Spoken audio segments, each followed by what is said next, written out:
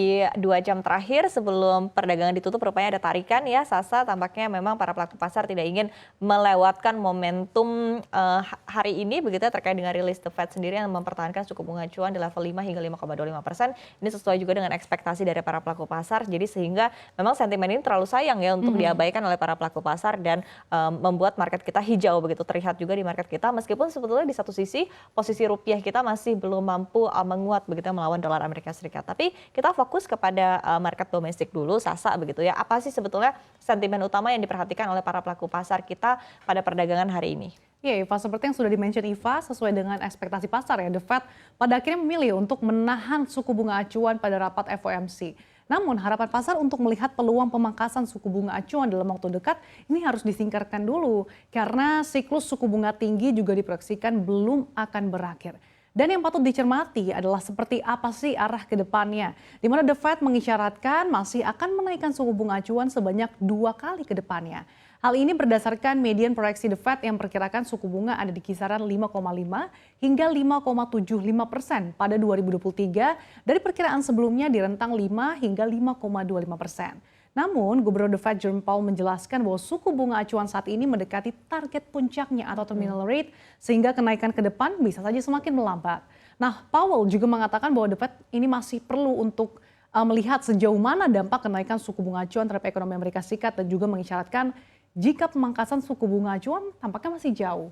Dan dengan perkembangan terbaru ini, tampaknya Bank Indonesia juga akan sulit ya untuk memangkas suku bunga dalam waktu dekat.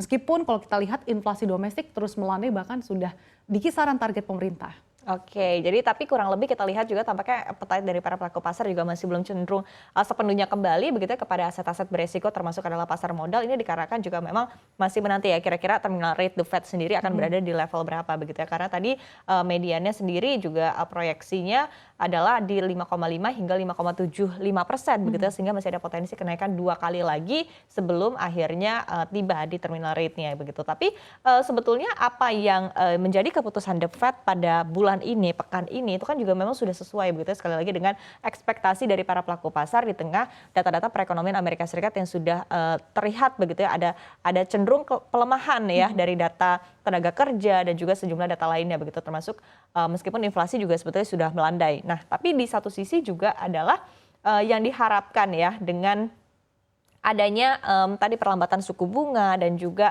mungkin step back lagi begitu untuk penurunan suku bunga ini adalah agar perekonomian bisa kembali berjalan begitu ya, karena kita bisa lihat efeknya seperti apa kepada neraca perdagangan juga begitu termasuk adalah neraca perdagangan Indonesia.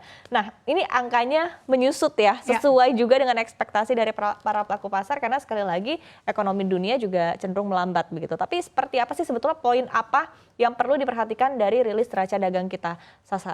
Ya, meskipun Indonesia sudah membukukan surplus neraca perdagangan selama 37 bulan beruntun, tapi ternyata realisasinya pada bulan Mei hanya 440 juta dolar Amerika Serikat atau ini bahkan merosotnya jauh ya dibandingkan bulan sebelumnya yang sebesar 3,94 miliar dolar. Bahkan realisasi tersebut meleset jauh dari konsensus yang dihimpun CNBC Indonesia yang memperkirakan neraca perdagangan pada Mei akan mencapai 3,04 miliar dolar.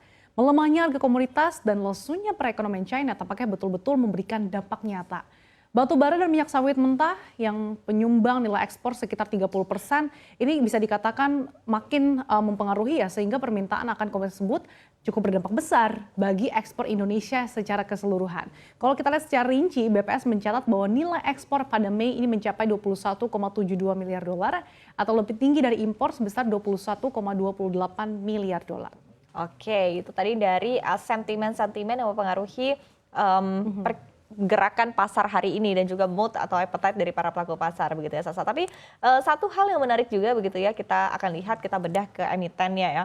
Ini ada MNC Bank dan juga Bank Nobu yang dikabarkan akan merger begitu dan bahkan sudah melakukan RUPST begitu dijadwalkan hari ini untuk RUPST dan juga SLB-nya juga begitu seiring dengan proses merger, tapi rupanya respon dari para pelaku pasar tampaknya kurang optimis begitu ya pada perdagangan hari ini. Kita lihat juga begitu dua-duanya sama-sama terkoreksi lebih dari 1% pada perdagangan hari ini, terlepas dari tadi secara sektoral juga memang sektor finansial ini cenderung lesu begitu ya. Seperti apa sebetulnya, Sasa, terkait dengan hal ini? Ya, sebetulnya pihak Perseroan mengatakan ya bahwa latar belakang rencana merger antara Nobu dan juga BABP ini bukan untuk memenuhi ketentuan modal inti minimum, melainkan sebagai upaya untuk memperkuat usaha dan juga sinergi dari para pihak yang terlibat. Nah, saat ini Bank MNC dan juga Bank Nobu tengah menghitung nih valuasi dari masing-masing perusahaan.